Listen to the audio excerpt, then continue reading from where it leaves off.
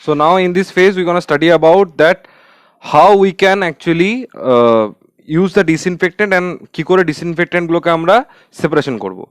তো basic ডিসইনফেক্টেন্টের differentiation বুঝতে গেলে বুঝতে হবে যে ফার্স্ট ফেজ অফ মানে disinfectant of the classification of the disinfectant যদি দেখি তাহলে সেখানে থাকবে ন্যাচারাল, সেখানে থাকবে ফিজিক্যাল, ঠিক আছে, সেখানে থাকবে কেমিক্যাল। এই তিনটে আমরা ডিসইনফেক্টেন্টের টাইপ দেখতে পাচ্ছি 1, 2 and 3।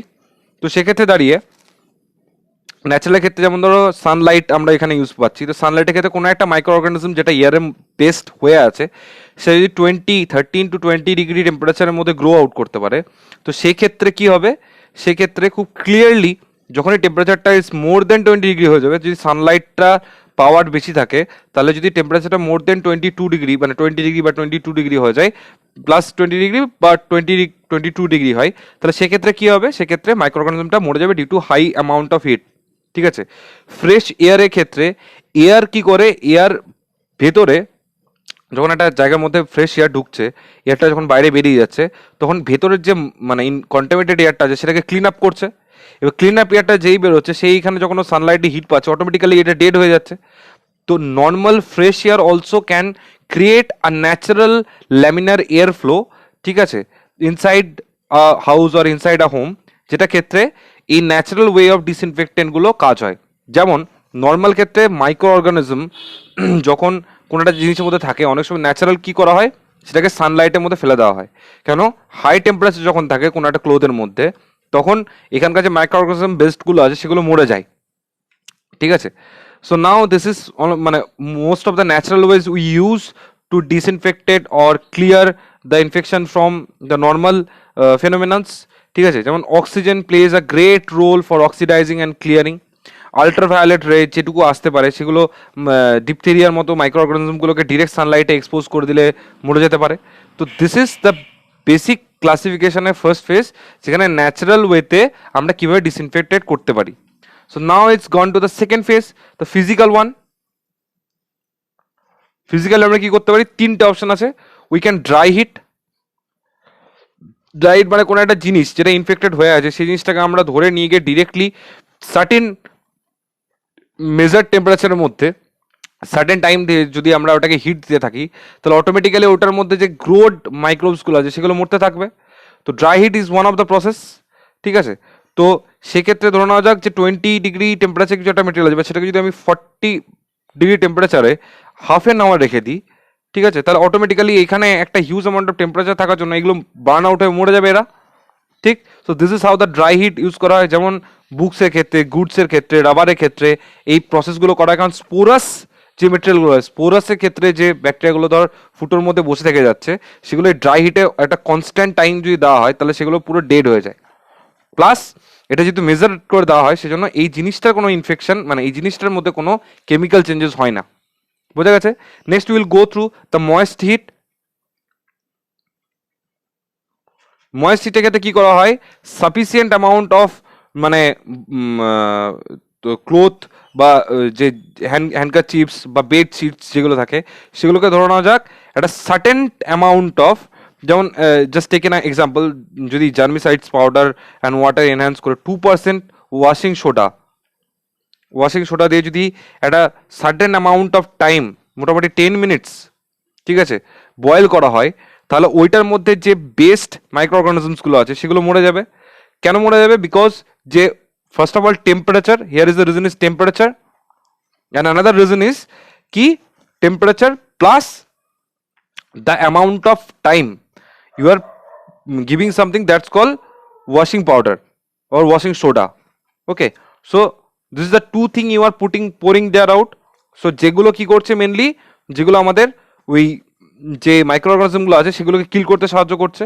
তো এফিসিয়েন্সি অফ স্ট্রিম, যে স্টিমটা থাকছে সেই স্টিমটা কি করছে, এগুলোকে ক্লিয়ার করে দিতে, ময়েস্ট হিটটাতে ক্লিয়ার করে দিতে হেল্প করছে। ঠিক আছে, তো this is one of the way. Third যে মানে অপশনটা সেটা হলো রেডিয়েশন করে। রেডিয়েশনের থ্রু এটা করা হয়। মানে ধরা যাক যে কোনো একটা জিনিসকে রেডিয়েশনের থ্রু কি করে করা হয়, ধরে নেওয়া যাক কটন বা আদার্স যে গুডসগুলো আছে, ঠিক আছে, সেগুলোকে যদি 150 ডিগ্রি টেম্পারেচারে এটাকে যদি কোনোভাবে স্টিম দেওয়া হয়, ঠিক আছে, মানে যেমন আমি একটা এক্সাম্পল বলছি, উলেন মেটেরিয়ালের ক্ষেত্রে শ্রিঙ্ক অ্যাকোয়ার করে যদি ইয়েলো ট্যান দেখা যায়, স্টিম দেওয়া হয় 21 ডিগ্রি টেম্পারেচার দিয়ে, হাফ অ্যান আওয়ার যদি ওটাকে স্টিম দিয়ে আপ টু 150 অব্দি নিয়ে যাওয়া যায়, তাহলে সেক্ষেত্রে কি হয়, radiation of the heat, radiation of the heat মানে হিটের উৎস থেকে যে বেরোচ্ছে প্রসেসটা, দ্যাটস কল রেডিয়েশন। তো radiation of the heat can dissoluted the amount of the thing growth inside it.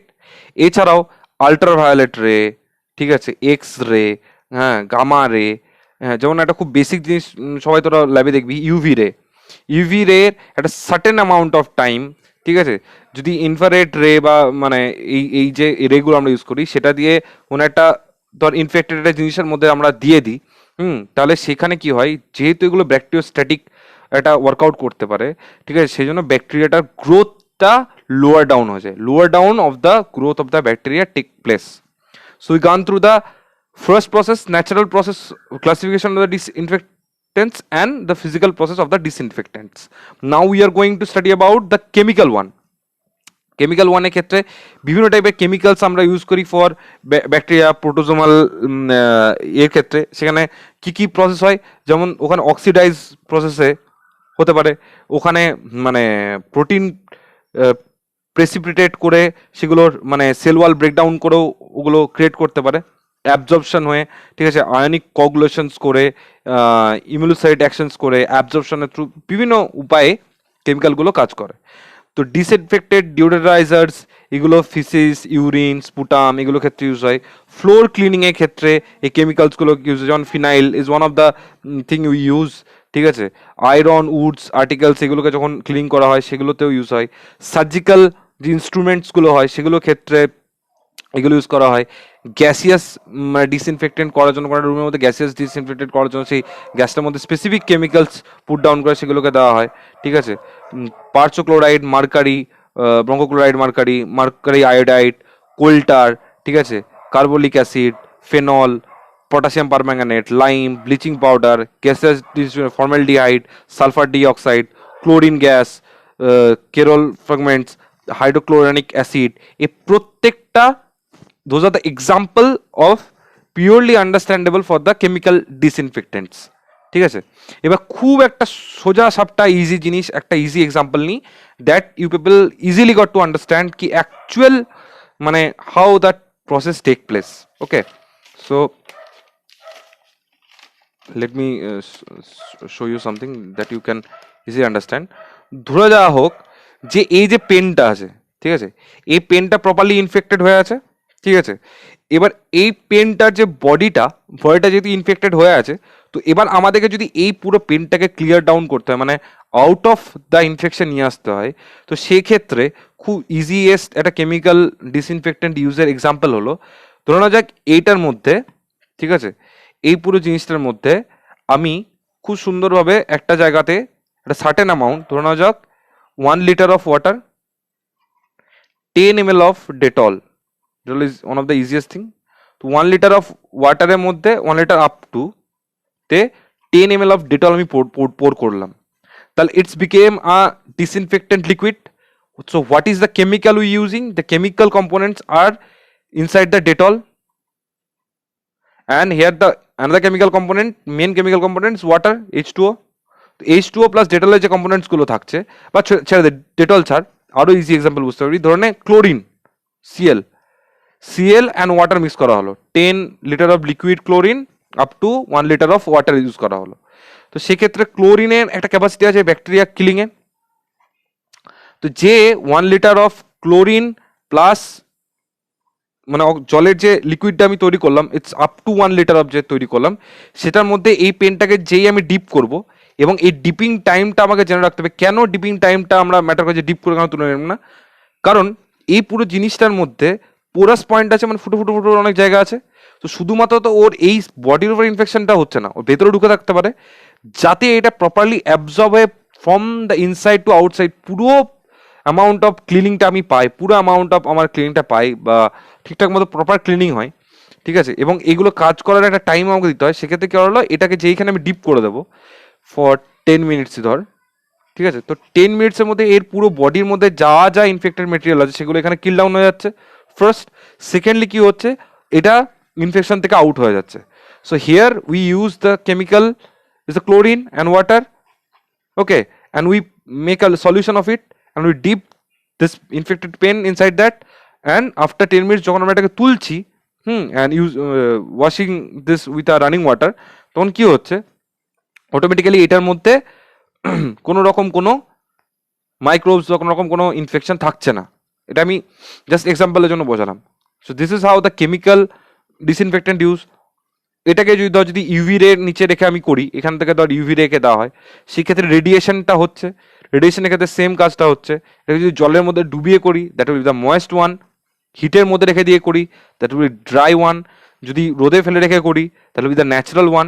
So this is all the ways of disinfectant we can develop from the three phases, the three classification phases we had gone through, ki natural, physical, chemical, and এই যে প্রসিডিওরগুলো সেগুলো through আমরা এটা করতে পারি। সম the easiest example, ঠিক আছে? নাও ডিসইনফেক্টেন্টে কিছু প্রসিডিওর আমরা দেখে নেবো। Procedure in the sense of কি কি ভাবে করা হয়, কোন কোন জিনিস কতটা ইউজ করা হয়, কোন কোন জিনিসের ক্ষেত্রে, স্পেসিফিক্যালি কোন জিনিসের ক্ষেত্রে কোনটা আমরা ইউজ করি এবং কতটা ইউজ করি, সেই জিনিসটা আমরা একবার যখন চেক ডাউন করবো তখন আমরা বুঝতে পারবো যে এক্স্যাক্টলি কোনটা কোনটা আমরা বোঝার দরকার আছে এবং কোনটা কোনটা আমরা ইউজ করবো, কতটা আমরা ইউজ করবো কোন একটা কম্পোনেন্ট বা ইয়ে। তো ফিসিসের ক্ষেত্রে কি করা হয় বলতো, ইকুয়াল ভলিউম অফ ফেনল, হ্যাঁ, সলিউশন 1 to 20 ব্লিচিং পাউডারের সঙ্গে স্টিয়ার এনাফ করে সেটাকে স্ট্যান্ড ফর 2 আওয়ার্স রাখা হয়। মানে ধরে নেওয়া যাক যে ফেনল সলিউশনটা 1 to 20 ml ব্লিচিং পাউডারের সাথে এটা অ্যাড করে দেওয়া হলো, দেন যে সলিউশনটা এখানে ক্রিয়েট করা হলো সেটার মধ্যে ফিসিসের পার্টটাকে দিয়ে, ঠিক আছে, বা ওই জিনিসটার মধ্যে রেখে stand for 2 hours. First quantity, time of the process you must know regarding everything, ঠিক আছে? তো কোয়ান্টিটি কি, ফেনল কতটা দেওয়া হচ্ছে 1 to 2 ব্লিচিং পাউডারের মধ্যে মিশিয়ে লিকুইডটা বানানো হচ্ছে, লিকুইডটার মধ্যে 2 আওয়ার অবধি যদি রেখে আমরা ইউজ করি then it will clear out the faeces problems. Next will gone through the urine. ইউরিনের ক্ষেত্রে কি করবো, কোনো ইনফেক্টেড ইউরিন পড়ে আছে সেক্ষেত্রে ফেনল সলিউশনের মধ্যে 1 to 20 ডিগ্রি মানে তোর যে কোনো ফেনল সলিউশনকে 1 in 20 অ্যান্ড অ্যালাউ করবো stand for half an hour. একই সলিউশন, টাইমটা কম, হাফ এন আওয়ারের ক্ষেত্রে হবে। স্পুটামের ক্ষেত্রে কি হয়, গজ যে স্রাবসগুলো থাকে, স্পুটাম যেগুলো থাকে সেগুলোকে পুড়িয়ে দেওয়া হয়, বার্নিং করা হয়। এটা ব্লাড অ্যালোরেটের ক্ষেত্রেও বার্নিংই করে দেওয়া হয়। ধর তাছাড়াও যেগুলো ধর মানে এমনি ধর মানে ফেনল সলিউশন দিয়ে করা হয় সেখানেও ওই 1 to 20 ইউজ করে 2 আওয়ার অবধি ডিসপোজাল রেখে ড্রেনেজ করে দেওয়া হয় বা স্টেরিলাইজ অটোক্লেভিং করা হয়। অটোক্লেভ মেশিনটা দেখবি, তোরা দেখবি অটোক্লেভিং করা মানে অতটা টাইম ধরে ওটাকে সার্টেন জায়গা থেকে সার্টেন টেম্পারেচার দিয়ে ওটা করা হয়। লাইলিনের ক্ষেত্রে কি হয় যে মানে bedding of the body, disinfectant by the steam. Linen মানে এই যে সুতির কাপড় যেগুলো ইউজ করা হয় সেখানে কি করা হয়, এগুলোকে স্টিম দিয়ে করা হয়, রাখা হয়, then pouring of huge amount of steam দেওয়া হয়। স্টিম দেওয়া হলে কি হয়, স্টিমটা পাস থ্রু করে, স্টিমের মধ্যে যে ডিসইনফেক্টেন্ট মেটেরিয়ালসগুলো আছে সেই মেটেরিয়ালগুলো ওটার পোর্স এবং বাকি পুরো সারফেস টোটাল এরিয়ার মধ্যে এটা শোক করে যায়। Once it soaked by that, automatically কি হয়, খুব easily we use to clear the thing from any kind of micro organism, ঠিক আছে?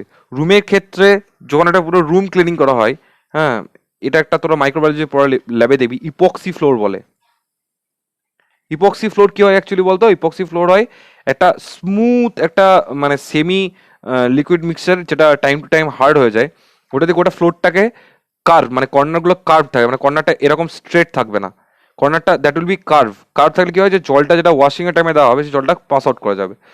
তো কংক্রিট ফ্লোরের উপর ইপক্সি দিয়ে সে একটা ফ্লোর লেয়ার বানানো হয়, তাহলে এটা কি হয়, ইপক্সিটা খুব স্মুথ হয়। আর এখানে কিছু স্টে করে না ইপক্সির ক্ষেত্রে, কারণ এর পোর সাইজ অনেক কম, তো সেক্ষেত্রে ইপক্সি ফ্লোর বানিয়ে সেগুলোকে ক্লিনিং করা হয়। তো রুম ক্লিনিংয়ের ক্ষেত্রে যে ডিসইনফেক্টেন্টটা ইউজ করা হয় সেখানেও ওই ফুগমিজেশন প্রসেসে ফ্লোরটাকে ক্লিন করা হয়। এখানে কোল্টার ডিসইনফেক্টেন্ট 5%, 2% ফর্মালিন সলিউশনের মধ্যে দিয়ে ইউজ করা হয়। তাহলে এখানে আমাদের জানতে হবে কি, কোল্টার 5%,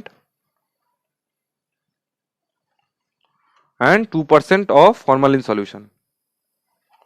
ফরমালিন সলিউশনের মধ্যে দিয়ে use to clear the rooms. Now after rooms, if the case of the dead bodies এর ক্ষেত্রে তো কোনো একটা ইনফেক্টেড লোক ডেড বডিতে মারা গেছে, এবার ডিসক্রিমিনেশনের আগে, মানে ক্রিমিনেশন করা আমরা পোড়ানো বা বালিট করানোর আগে কি করা হয়, ডেড বডিটাকে যেমন কার্বলিক অ্যাসিড দিয়ে, ঠিক আছে, পুরোপুরি মানে সোক করে দেওয়া হয়। কার্বলিক অ্যাসিড কি করে ওর মধ্যে যে প্রেজেন্ট মাইক্রো অর্গানিজমসগুলো আছে সেগুলোকে পুরো কিল ডাউন করে, সেগুলোকে ডিস্ট্রেস করে দেয়। তাহলে মাইক্রো অর্গানিজমগুলো ডেড হয়ে যাচ্ছে। ওয়ান্স যখন ডেড হচ্ছে তখন বডিটা ফ্রি ফ্রম মাইক্রো অর্গানিজম হয়ে যাচ্ছে। যদি এক্সট্রা কিছু থেকে থাকে সেগুলো ডেড হয়ে যায়, বিকজ এগুলোকে শোকিং করানো হয়। শোকিং করানোর পর প্রপারলি র্যাপড করা হয়।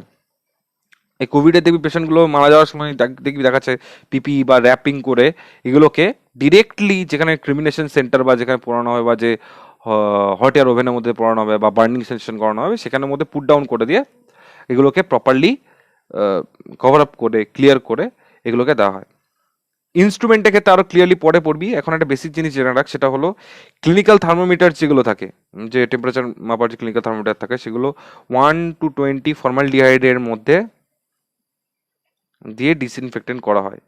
ঠিক আছে, সার্জিক্যাল আদার ইনস্ট্রুমেন্টগুলো মোটামুটি এরকমই প্রসেস করা হয়, কিন্তু আরও স্পেসিফিক পড়বি স্টেনলেস স্টিলেরগুলো কতক্ষণ টাইম ধরে মানে একটা স্টেনলেস স্টিল বা গ্লাসের ক্ষেত্রে, যেমন ধর গ্লাস ইউজ হয়,